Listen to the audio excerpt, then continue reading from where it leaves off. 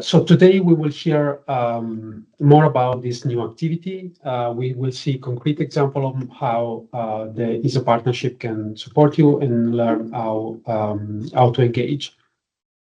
So first of all, now it's my great pleasure to introduce our first speaker, Ms. Valerie Hickey. Valerie is the Global Director for Climate Change at the bank, with over 20 years of experience at the bank. She's not only bringing incredible experience, but also a great perspective on global efforts on climate action and sustainable development. And furthermore, she's also a great supporter of the partnership between ESA and the bank.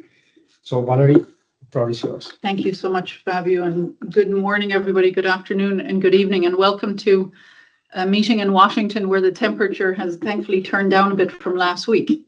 We were at spring meetings, and I have to say it was the busiest spring meetings that we've all seen in a long time. And, you know, some of us wondered going into it whether a lot of people would travel or not, given everything that's going on in the world. But thankfully, everybody did, I think, in part because the World Bank continues to be the best bet for development. And unfortunately, at a time when multilateralism is on the back foot, at a time when development itself is being demonized in some quarters, it was never more important for the world to show up and say that development matters. I think there were 4 broad themes that were relevant to our discussion this morning that came out last week very clearly. One was, of course, the importance of climate adaptation. We know that climate politics have become very contentious, but nobody is saying that climate change isn't happening. Nobody is saying that climate shocks aren't one of the 3 things that every Minister of Finance talked about last week. The other 2, of course, being debt and being conflict. And so climate adaptation is something. In one ministerial last week, somebody said, you know, we do climate adaptation to save lives.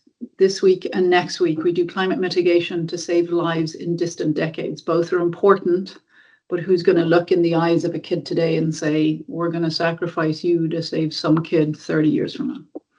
So the idea of climate shocks and climate adaptation has just become very, very personal, as too many countries have been struggling, whether it's with the slow motion misery of drought and desertification that is literally leaving people hungry and starving and unfortunately dying, or it's the sudden shocks of flooding. We've got parts of the world that are still trying to pull themselves out of floods that happened several years ago, not to mind some of the small islands that are still pulling themselves out of hurricanes that happened decades ago.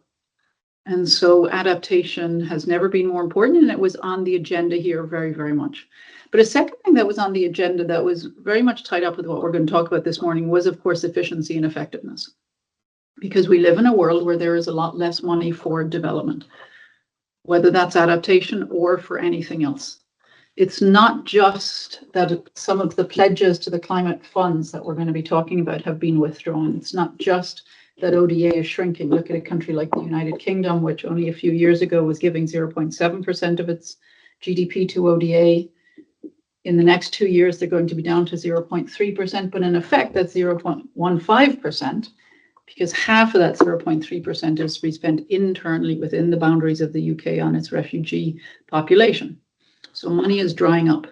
That means every dollar that is being spent has to be spent effectively. And that's not just true of cross-border finance. It's also true of domestic resources and domestic public budgets. Countries can't afford to spend scarce public resources building schools to make up for the fact to provide seats for the 7 out of 10 10-year-olds who can't read or write. If those schools can't have anybody sit in them because they're too hot, or because a flood makes them unlivable, because a hurricane knocks them down 3 weeks after they're built. And so efficiency matters. And that brought, I think, real highlight to the third thing, which is the core of what we're talking about today, which is data. Because at the end of the day, you can't be efficient. You can't scale up what's working and stop spending on what's not working unless you know, unless we have data. And that data has to be AAA. It has to be accurate. It has to be accessible, not just in the sense of people need to be able to know where to find it. It's not sitting on somebody's shelf in a paper report somebody or behind a paywall somewhere. But it's also understandable. It's presented in a way where decision makers can understand it, whether they're in the Ministry of Finance, so it plugs into their system, or in a local municipality, or in a private sector company who's trying to think about their supply chain safety. And of course, it has to be affordable because we've got less money overall. We need better data to ensure that decisions made are more effective, more efficient. But we can't be spending all the money there is on gathering that data. So AAA data has never been more important. And certainly when it comes to geospatial data, the world has changed fundamentally from some of us old fogies were in school and we used to have to do hand interpretation of all the sort of maps we were getting. Things have changed, thankfully, an awful lot. And with geospatial data, we're able to look at digitization of information in a way that we've never had. So it can be interoperable. It can be looked at. Historical trends can be identified. Forecasting can happen. It's about having monitoring, reporting, and verification that actually works. It's about ensuring access because, in fact, you don't have data. You don't have a hard copy map that's sitting somewhere in an office. You can actually go online and look at it. And so data is absolutely critical. And then, of course, the fourth thing we heard about very much last week is partnership. The bank doesn't want to be a lending institution. We want to be a leveraging institution because the $120 billion we invest every year is nowhere near enough to make a damn bit of difference unless we can do it with partners, unless we can leverage the expertise of our partners. And the partnership we have with the European Space Agency is absolutely fundamental. This has been an incredibly successful partnership that has only grown in leaps and bounds and does what all partnerships should do, which is link together two different institutions so that our comparative advantages can propel us such that 1 + 1 = 3. Because the ESA doesn't have the money to use its data and to get that data into decision making. We have the money, but we don't have the satellites, and we don't have the ability to understand what's coming out of them. And so we're able to help together really plug and play and help countries, companies, and communities make better decisions. And in particular, in a world with less money, with more climate shocks, with more demand for adapting to those climate shocks and trying to build resilience so that countries, communities, and companies can rebound faster and with less damage. Having that AAA data and being able to interpret it has never been more important. That's why we're so grateful to the wonderful partnership we have with the ESA. And we look forward to the discussion this morning. Back to you, Fabio.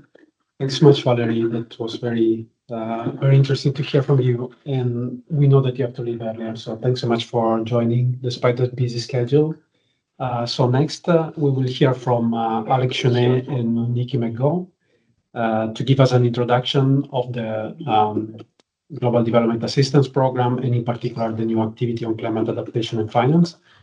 Alex is a familiar face here at the World Bank. He was in my same position between 2021 and 2024, and now is playing a key role in bridging the gap between satellite technology and practical development challenges, being now the technical officer leading this new activity.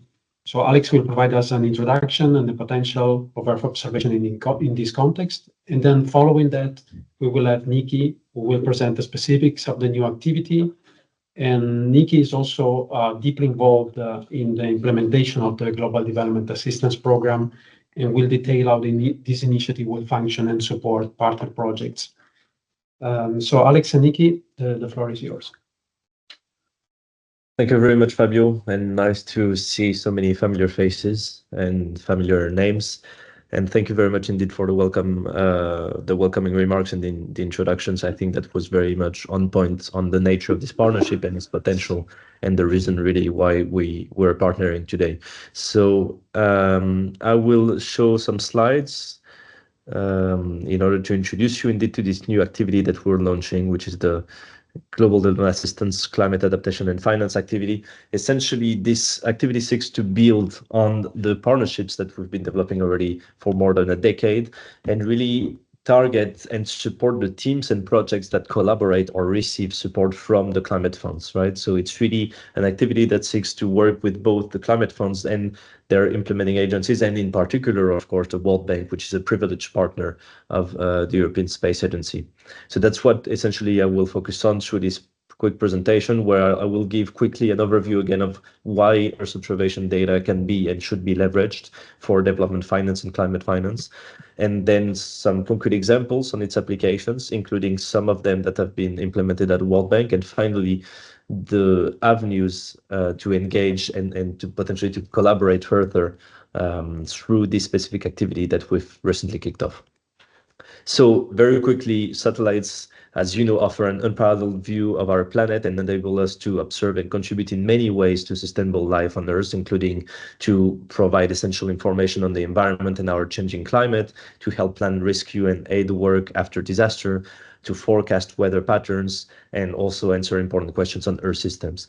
There is many different constellations that are essentially circulating around the Earth as we speak. One of them is the Sentinel-2 constellation, which allows to monitor the global landmass every 5 days at 10-meter resolution, right?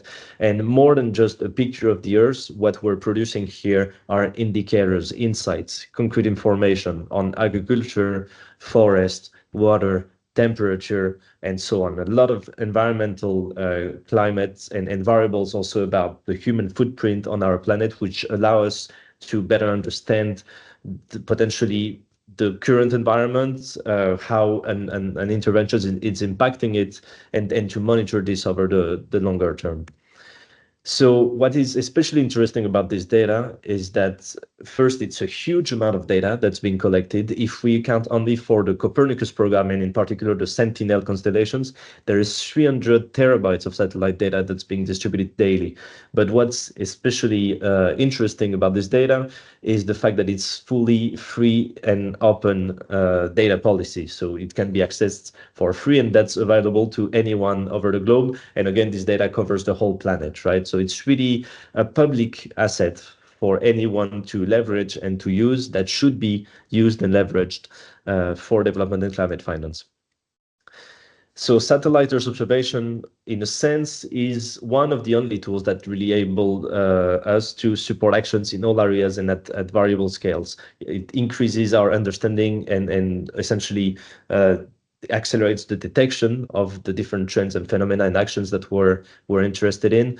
It can support on project implementation and also evaluation and monitoring, and it ensures a long-term view, right? Because some of those constellations and a lot of past constellations have been in space already several decades ago. So we have data that comes back a long time, and we're able to kind of have a retrospective look on different types of interventions. Other types of benefits that it brings, and here I'm mentioning specific benefits that are especially related to M&E, are its affordability, the coverage, the frequency and speed, the range of scale, continuity, objectivity, access to remote and conflict areas, and also its anonymity. So there is quite a few benefits of using Earth observation data, and it allows us to use this data at scale for a wide variety of topics. Of course, it doesn't mean that it's suitable for any topic, but it's especially suitable for anything that entails environmental impacts, environmental variables, human footprint, anything essentially that can be seen from space, right? So there's a lot of benefits that we should take advantage of. And if we don't take advantage of this, we're missing really the opportunity to make the projects more efficient and more impactful. Giving very concrete, a few examples of and visualization on this data. Here you can see a land cover map that's being produced from space. So satellite data allows you to better understand how land is used in a sense, and what are the different types of land occupation and land use. It allows you to have also a look on the time and the evolution of certain variables, how agricultural land is being developed, how urban areas are expanding, how crops are essentially increasing in yield, or what is potentially the impact of a drought. Here also, that's a quick example on deforestation, allowing to monitor deforestation in the Amazon jungle, in the Amazon area. Also to have a look at water scarcity, essentially through the years, and see how essentially climate change and potentially also human intervention has been impacting the availability of water all over the globe. And for here, it's a look on a specific lake, actually in Bolivia. Another one is urban expansion. That's a look at a specific data set called the World Settlement Footprint, developed by DLR, the German Aerospace Center, which allows to have a great and precise look on the expansion of cities worldwide. This one is about droughts, so how we can use this data to monitor potentially crop yield and do crop monitoring and identify and have some early warning also on the potential impact of droughts. And finally, this one that was just to give you an overview of quick applications is about urban heat island, essentially. So here in red, it's high temperatures, and as you can see, there is clearly an urban heat island effect, which is being mitigated by green areas and green spaces in the northwest and in the northeast of the capital of Paris. You can see that green spaces really have a strong impact on the urban heat island effect. So in terms of real world impacts, I wanted to tell you about a few examples, a few concrete examples. We have, and I'll dive into each of them in a bit more detail with slides for each and every one. So there is one about South Sudan. There is one about the nature-based opportunity scan, which has been produced by the Global Program Nature-Based Solution of GFDRR, and which we have contributed to. So that's a great example also. So I guess what I'm showing here is not only from ESA, right? It's things we have potentially contributed to and that build on Earth observation data. This being a great work from the NBS team within GFDR. We have an example also which leverages AI in Vietnam, and a last one which is about desert locust impact in the Horn of Africa. So starting with this last one, actually, this is in the context of a World Bank project and specifically of an engagement we had with IGAD, so the Intergovernmental Authority for Development, and more specifically ICPAC, which is the IGAD Center for the Climate Prediction and Applications. Yeah, that's the name of the center. Here, we've been actually working with the Emergency Locust Response Program for already a few years at the World Bank and trying to work with this project and IGAD in order to develop capabilities within the institution to better monitor droughts and also locusts and locusts better monitor the impact of locust and better predict potentially the impact of locust by identifying egg breeding areas. So the idea has really been to work with the World Bank together in a co-constructed approach in order to develop some tools and then transfer some of those tools through capacity building that is embedded in the project. And that's really been a successful engagement here. Now, this second example is about the use of AI to do super resolution and produce land cover maps that are being used in an RCT study that's being implemented by the Asian Development Bank. So that's something that's being implemented right now in Vietnam. And the idea I wanted to convey through this example is also that it's not only about geospatial data, it's about how we combine geospatial data with state-of-the-art techniques related to the use of artificial intelligence. And by combining those two, we can really release a huge potential and again, have increases in efficiency and in the impact that we deliver for World Bank projects. A third example is the nature-based solutions opportunity scan. So I quickly mentioned it. That's a great example of a tool that's been developed by GFDR and the Global Program for Nature-Based Solutions, to which we have contributed through the GDA program. It's been supporting over 70 cities. So essentially, it aims at identifying at city level the areas that are best suited for nature-based solutions investments, right? And this has already been applied to 70 cities. This has informed 2.5 billion of investments, and this is fully open source. And this is something that together with the NBS team, we're trying to bring, actually, it's so successful that we're trying to bring it outside of the World Bank through a follow-up activity in order for other partners out there to be able to use it and to leverage this tool. And finally, the projects on South Sudan is the last example I wanted to give. It's again about a successful engagement that we've had in South Sudan with the Water Global Practice, and essentially it's been about us developing tools that allow to better monitor floods and the impact of floods, and for this to be embedded in, to be complemented by some trust-funded activities in order to transfer the capabilities and transfer the knowledge to the local stakeholders and the Ministry of Water Resources Management, and at the same time for this data to be used to support and inform the design and targeting of a World Bank project, right? So it's been a successful, again, co-constructed and coordinated approach, where, as Valerie was mentioning, 1 + 1 made 3, right? And that's really, I think, the objective of this whole partnership. Great.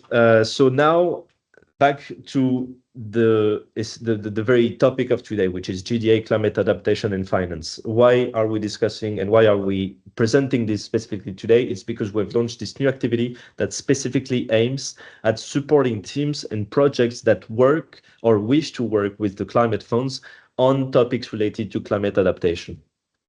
The objective is fundamentally to collaborate with the climate funds and their implementing agencies, including, of course, the World Bank, on the integration of Earth observation technologies, both at strategic and project levels, to tackle climate change, climate adaptation challenges. What is interesting about this new activity is that we work, while we were mainly working at the level directly of the World Bank in the previous activities, here we're working at the level of both the Climate Fund and the implementing agencies. I listed a few here just to give an idea of the universe of implementing agencies, but of course there is many more, especially with the GCF. And again, here, World Bank being a privileged partner of ESA, we would like really to use this activity in order to support World Bank projects and teams that are collaborating with one of those climate funds, right? The GEF, the CIF, the GCF, the Fund for Responding to Loss and Damages, and the Adaptation Fund. And we have started engaging strategically with each of them, and we're actually going to invite them also to a conference, which is called the Living Planet Symposium, which I will mention also at the end of the presentation. So there is different angles for the integration of Earth observation here, right? First, when we work at the level of the climate funds, we try to raise awareness with the climate funds on the use of those technologies, and we try to develop also tailored training material that can be that can fit their training activities, because those funds also tend to do training rounds for their implementing agencies. Sometimes it's national implementing agencies, sometimes it's regional or multilateral, like the World Bank. And the idea is also to work, of course, directly with the World Bank to identify concrete opportunities for uptake of Earth observation within project proposals and investment plans that are elaborated by the World Bank, which is focused on climate adaptation. It's also about developing, for us to develop tailored fit-for-purpose Earth observation products and services to support projects with high potential for uptake. And finally, to define a clear path for sustainable adoption and uptake of the services, taking into account the capabilities of the counterparts and the potential challenges that they might be facing, right? So if we run through the project cycle, we could think about the following angles. First is the angle of policy dialogue and national adaptation plans. Those technologies can provide independent information to identify and quantify the current state and trends in climate risk to different systems or sectors. And this can be done in a consistent and with broad spatial coverage, right? Consistent way and broad spatial coverage. So it's really about providing more information to have better diagnostics that feed the policy dialogue and that potentially help the counterparts in better designing their national adaptation plans. The second step is the design of proposals and the project preparation. The use of Earth observation technologies can really provide a scientific justification for proposed climate action investments, plans, and policies. So this one I'm mentioning specifically because as we've been working with the GCF, for example, and a few of those others, we've realized that in the proposals that are being sent to them, they pay a lot of attention to, for example, the climate rationale behind it or the geographical targeting. And those technologies can be used and leveraged to strengthen the parts of those proposals that is related to the climate rationale and the geographical targeting, right? So there is a way to leverage the technologies to strengthen the proposals themselves and ease the access to the financing of the climate funds. Then regarding implementation, it's really about how we can use and leverage those technologies to inform the implementation, to monitor the implementation and gear the implementation in the right direction. So that's one part. And the second part is also when the project itself actually integrates some components that are related to geospatial data.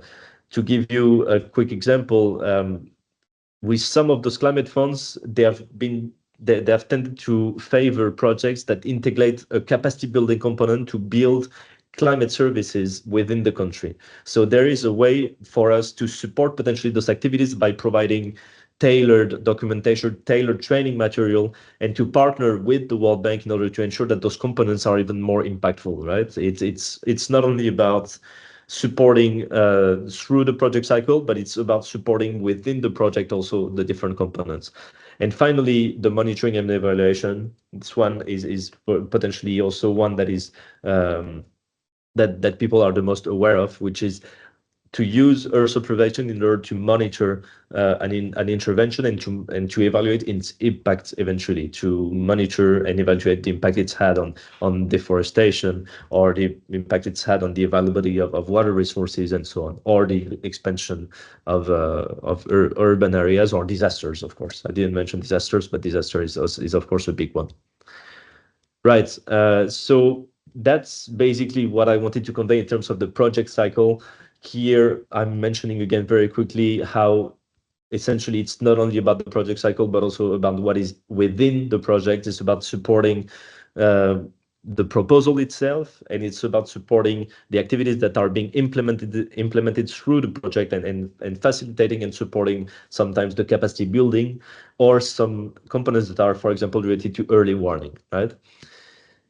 The last message before I hand over to my colleague here is really that this activity builds on this co-construction that I've kept mentioning, and that it was really also at the core of the welcoming remarks, which is that the success of the potential activities that we'll implement is very much dependent on the implementation of a co-constructed approach, where we bring in the expertise of ESA and we complement it with, let's say, the positioning of the World Bank, the fact that the World Bank drives the policy dialogue, drives the conversation with the clients, and the alignment of financing to build capabilities within the countries. And it's by combining those two dimensions, ESA and World Bank expertise, that we'll be able to achieve our objective, which is really to release the impact that we wish to have with development and climate finance. Right, so I'll hand over to my colleague Nikki from there, and I'll take it over for just the last 2 slides after she's presented some concrete examples. Thanks. Thanks, Good, Alex. over to you. Thank you, and thanks for having me here today as well. So I'm just going to share a few slides talking more specifically about this climate adaptation and finance activity, just to run through the thematic areas that we're working on. So you'll see here the 4 main sub-themes that sit underneath the climate adaptation activity. I'm going to run through some examples of how we think about the use of Earth observation in each of these sectors, but broadly it's everything to do with kind of urban resilience, water resources management, food security and agriculture, and also forest and land use. So obviously, it's very broad in terms of the reach of this activity, and really covers quite a lot of the World Bank's work. So just quickly to introduce the consortium. So ESA has engaged a consortium of 8 European organizations to deliver this activity, as Alex has already mentioned, in partnership with the climate funds and with the implementing entities such as yourselves. This activity is led by Argans and brings together technical experts and partners of ours, including Treemetrics, GSAT, Environment Systems, and the UK Centre for Ecology and Hydrology. There's also 3 additional partners, including myself. I work for an organisation called Caribou, and our role in this is really looking at kind of stakeholder engagement at both the strategic and operational level, and also helping to really bridge our technical partners within the consortium and the user community. So really trying to support at that early level of engagement, where we're trying to identify what are the exact needs, what are the exact requirements from these projects and from these implementing activities. What are their needs that relate to Earth observation, and how can we bring in the right partners to support maybe new product developments to support those activities? We also have London Economics and Technalia, who are both there to support with the kind of analysis of the economic and climate value of some of these interventions to help us weigh up kind of prioritization of where to allocate our efforts and which projects to look at. That's a bit of an overview of the consortium. And then I'm going to just run through 5 slides on these different thematic areas. I know there's probably a different level of expertise and past experience on Earth observation in the room. So this is really just take this as a bit of a conversation starter. And the idea of these slides is just to highlight a few areas where we would be interested to hear more about projects that are doing some of these things and could see a role for Earth observation products, maybe, as Alex has said, at the proposal stage as you're submitting proposals to the climate funds, or even at implementation stage where you see there could be a role for Earth observation to support your activities that you're already implementing. So first of all, on urban resilience and sustainability, we all know that as the climate changes, cities need to adapt, cities need to change, and we need to think about, what do these urban environments of the future need to look like to be livable, to be hospitable and habitable for these growing urban populations. And so Earth observation can really play a role in supporting some of the infrastructure planning, transport networks, transport modeling and understanding where communities are living, and also how that might intersect with changing climates, things like exposure to hazards and flooding areas, really thinking about what the changing climate means for those environments and what that actually looks like for the population trying to live there. So we also use Earth observation for understanding those urban areas, understanding, as Alex showed with the Paris map earlier, understanding what role green areas can play in making, adapting to the cities to growing temperatures, and thinking about other nature-based solutions for those cities to make them more habitable. So we've got a few examples of Earth observation products.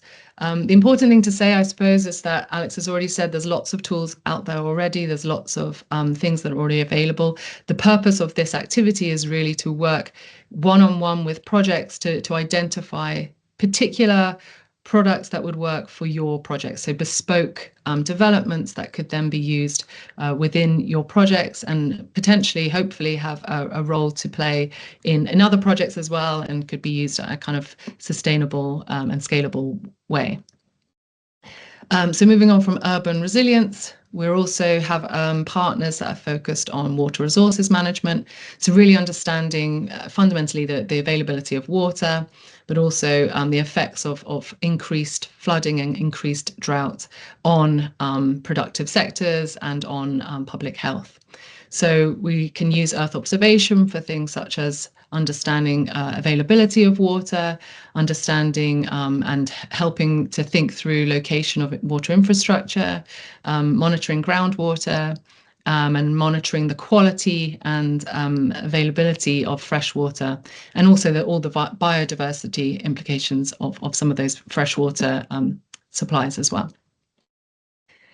Next, we have partners who are really expert on forestry and on land use, so understanding how the use of land changes over time and the health of forest systems, so we can make sure that we can adapt to that and protect the critical ecosystems that are supported through forested areas. So looking at projects where you're trying to protect forests, looking at productive industries within forested areas, and finding ways to use Earth observation to support some of those activities. And lastly, actually, there's 2 more slides.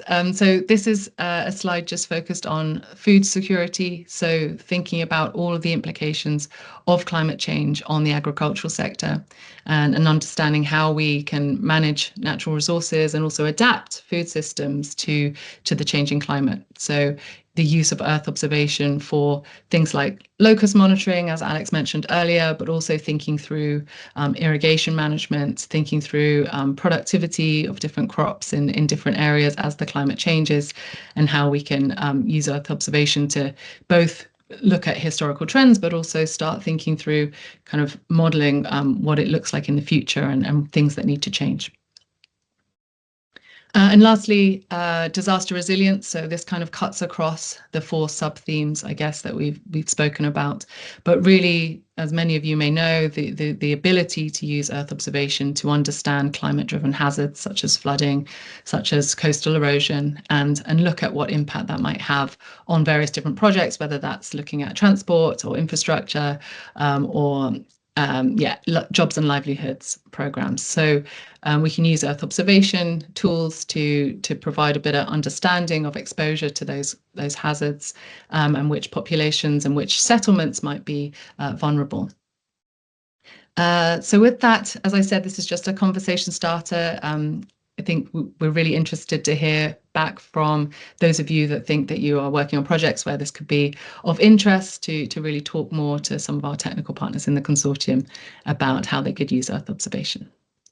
So I'll stop sharing and hand back to Alex. Thanks. Thanks a lot, Nikki. And indeed, to just finish this and leave some time for discussion, I just wanted to share another 2-3 slides on how to engage. So essentially right now, in the context of this activity only, because of course, through the GDA program, we're collaborating with many more teams, but we have engaged specifically with the Global Program for Sustainable Cities, because World Bank is in the lead of the GPSC, the Global Program for Sustainable Cities of GEF 8, right?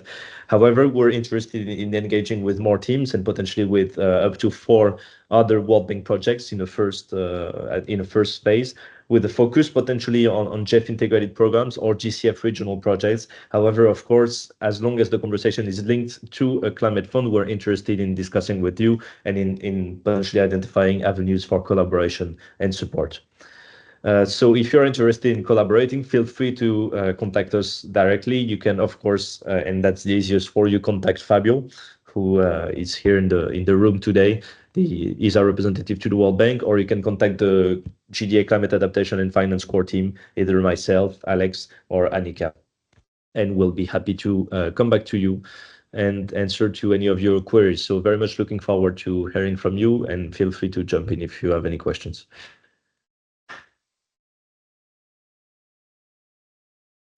Thanks so much, Alex and Nikki, for presenting the activity. So this leads to our discussion segment, but before that, I would like to welcome Niels Nielsen, who is the practice manager of the Global Unit for Disaster and Climate Risk Management, which is also the unit that is hosting myself and is a partnership here at the bank. So Niels, it would be great to hear a few words from you. Just very brief, because I think maybe there's still 60-some people connected. You're better off hearing from some of the direct people who might be interested. But whether in this conversation or another point, feel free to reach out to Fabio and to me, or to anyone in my unit. There's a lot of great data and knowledge services ESA can offer through this partnership. They are free, but accessing the free information still requires skills and probably costs some money. And I think that's part of what our unit can offer at a global level to some task teams. I think any of you engaging will have to assume that to get good value for your money, there's a significant effort that you will have to put into it yourself.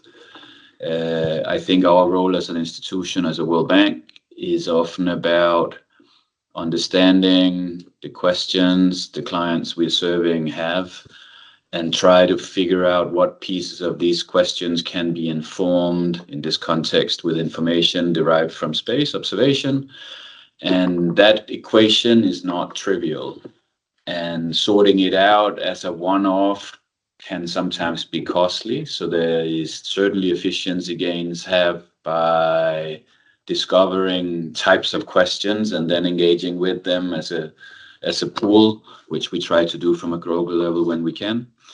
But I will highly encourage anyone who's logged on, who may be a task team leader in any of the practices that are doing adaptation, to engage with ESA.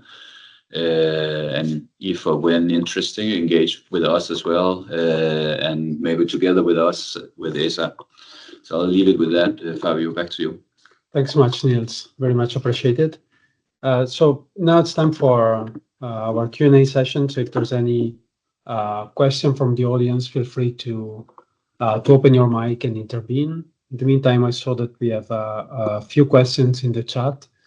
So one is about the MBS solution, the MBS opportunity scan. I don't know, Alex, if you have more precise information on this, maybe one suggestion on understanding the details of the opportunity scan is to directly engage with the MBS team here at GFDRR.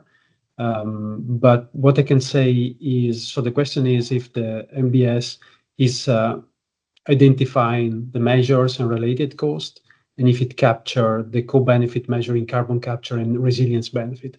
So based on my understanding of the opportunity scan, indeed, it's identifying the measures. So it's proposing what kind of nature-based solutions can be implemented for reducing risk. It's also indicating an approximate cost of these measures. Regarding the co-benefits, I think is also providing some information on that as well. But for further detail, I think it's better to directly engage with the team here at GFDRR. I see that there's a hand raised. Gia, please, if you want to jump in. Thank you so much for the excellent presentations. A lot of great resources. Thank you, Alex and Nikki. I'm Jali from Climate Change Group. Just one question I have. In the cycle of support that you presented, you have some work that you do with national adaptation planning process and some with the project preparation. So one question is around how all the information and data that you're using are also connected to projections. Knowing a lot of the, like the future climate modeling and projections will be very important for thinking about planning and for project design. So curious about that, and also really looking forward to opportunity to have more further discussion just to learn from your experience. Thank you. Thanks, Gia. Alex, I don't know if you want to take this to provide more details. Yeah, indeed. Thanks a lot for the question, Gia. So indeed, something that is specific to this activity also, as we dive really in the strategic aspect of the collaboration with the climate funds and the climate adaptation, is that we integrated in this consortium that was presented by Nikki, climate modeling expertise. So the idea is really through the support that will be provided in this collaboration to combine the geospatial data with the climate modeling in order to provide insights that are really able to inform potentially the implementation and the design of the project with a long-term view on potential changes in the climate and the different variables that you would be interested in. Now, of course, we will need to have a longer chat on your specific project if you have one in mind. But indeed, one of the strengths of this activity is that it combines both dimensions. Thanks so much, Alex. And Gia, as Alex mentioned before, feel free to reach out to us anytime if you need additional information. There's another couple of questions in the chat. So one is about the product that you showed before, Alex, on the urban heat island effect. The question is if it's available globally and how to access it. Can you provide additional information? Yeah. So urban heat island is something that is at the same time easy and not easy to compute. So it could easily be computed anywhere. But the reality is that if you want to have something that is really accurate, you will need to tailor and calibrate the analysis to the city where you're implementing this. And it will also depend on the type of imagery you're using. So to make it short, if you want to have really a meaningful urban heat island analysis on the city, you will most probably need to do some deeper dive and have a tailored analysis instead of using potentially instead of applying a quick formula or using a global data set. But again, happy to essentially for this type of technical questions, I'm very happy also to have a follow-up chat with the consortium in order to dive a bit more into this. Thanks, Alex. Also, if I can add on top of that, yeah, indeed, especially for, let's say, local scale analysis on interventions, global products like this one still need additional information and processing, let's say. To give you an example, we are discussing this in terms of providing support in the frame of public health, like to understand how urban heat can affect public health. And yeah, also for adaptation, but it can also be, let's say, coupled with climate models to try to understand or modeling in general to go from what you can measure from satellites, which is land surface temperature, which is different from air temperature or variables that can affect directly, for example, human health. So indeed, there's a need to add additional data to these global products that are available. So the next question was on yeah, the link with climate models and so how we can link Earth observation and look at the future downscale climates and model change in landscape due to temperature, precipitation, and other factors. So indeed, I think Earth observation can be linked to climate models, as I was explaining, like in the case of urban heat. Of course, it's not something that comes straight out of satellite images. There's additional analytics that has to be coupled with it, but definitely this can be done. And it depends, of course, also on the application that you're looking for. If it's for, mentioned in this question, it's mentioned, for example, precipitation. So it depends if this is, for example, linked to flooding, if you're looking into an early warning system or a monitoring system. So it really depends. But my quick answer to that would be yes, that can be done. I don't know, Alex, if you have anything to add on this specific point. No, that's pretty much it. Okay, I think I went through all the questions in the chat. There's another hand raised from Josué. Please come in. Yeah, thank you, Alex. Great presentation. You mentioned in your presentation that you're engaging with the different climate funds to help them understand the importance of using these technologies. And I wanted to also know, are you also engaging with the national government, especially with the NDA, the National Designated Authority of the different climate funds, to help them understand the importance of using these technologies? Because as you mentioned in your presentation, lack of a strong climate rationale is often causing a lot of delay in the approval process of the project. So it would be great, to build the capacity or at least raise the awareness so they know that by using these kind of resources and technology, that can actually speed up the approval process of the project and then maximize access to climate finance. Yeah. No, yeah, indeed, very much agree on this. So we try to do it as much as possible, but of course, then it's a question also of bandwidth. So we cannot really afford to engage individually with each of the national entities. And also the nature of our partnership is always to partner first through the World Bank and the climate funds to reach those entities anyway, right? But even then, what we try to do in order to answer to the specific challenge, which indeed is a strong one, as you're mentioning, is to organize webinars. So when we engage strategically with the climate funds, we first discuss with them and potentially also raise awareness within those institutions on the use of those tools.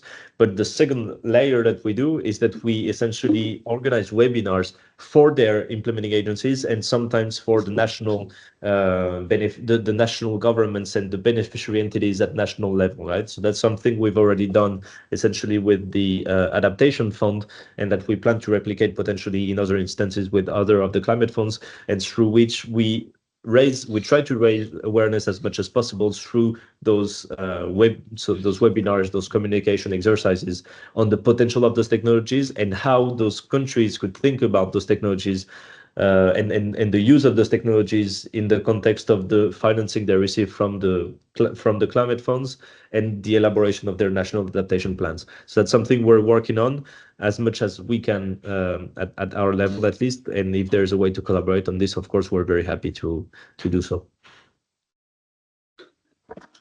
Thanks, Alex. I don't see other questions. So if there's no other, I can invite you to reach out to us if you want to know more details and discuss further. And before closing the session, I have the pleasure also to invite our last speaker, Smita Tiwari, who holds a key position as global lead focusing on climate finance, and will give us some final remarks. So please, Smita. Thank you so much, Fabio, and thank you all the speakers for excellent presentation.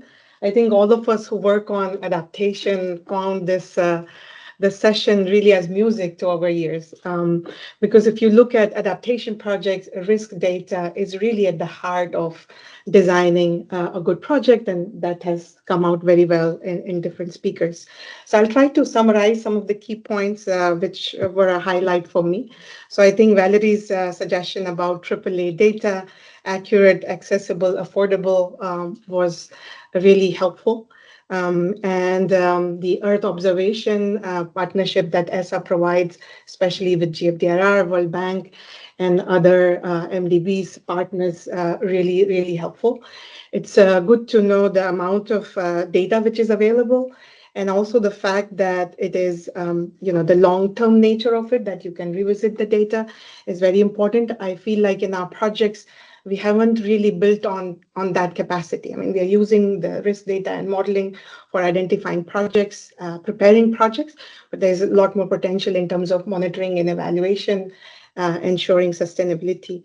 So that was great. And then we heard about different applications in urban, water, food, agriculture, forest. I think beyond this, if there is additional tools in terms of looking at local data to be able to triangulate the data and improve the government capacity, I think that's another area that we can look into. The World Bank, as well as many of the MDBs, once the project is done, we kind of move on. But then the client capacity in terms of sustaining it is really, really crucial. So that's something perhaps we can look forward.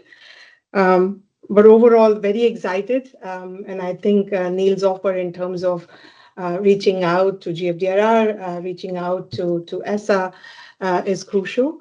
We have within the climate change group, the community of practice on adaptation, where we have a number of leads who are working on adaptation projects. So we will be very happy to facilitate this discussion also to the community of practice. Hope this team is available for that. With that, let me thank you, everyone. Fabio, all the speakers, really exciting session. Thank you. Thanks so much, Smita. That was very, very nice to hear from you. Maybe Alex, if you want to close the session with a last piece of information. Indeed, yeah. Thanks a lot, Fabio, and thanks a lot, Smita. So it was really great to have this session. And something I can also quickly communicate on is the Living Planet Symposium. So it's the grand mass of Earth observation that ESA is organizing. Around 6,000 participants will happen in Vienna this year, third week of June. So feel free to have a look. We'll have World Bank actually and other international financial institutions and also climate funds involved there, and specific sessions dedicated to those entities. So feel free to have a look and to reach out to us on this too. We would be very pleased to have you there. I see that somebody just asked for the link, so let me quickly drop it in the chat. lps25@esa.int. And everybody can just drop on the page, have a look at the program. We would be very happy to have you there. Yeah, that was the last bit. Thanks so much, Alex. Thanks so much also to all the speakers. Thanks for connecting, and looking forward to hearing from you.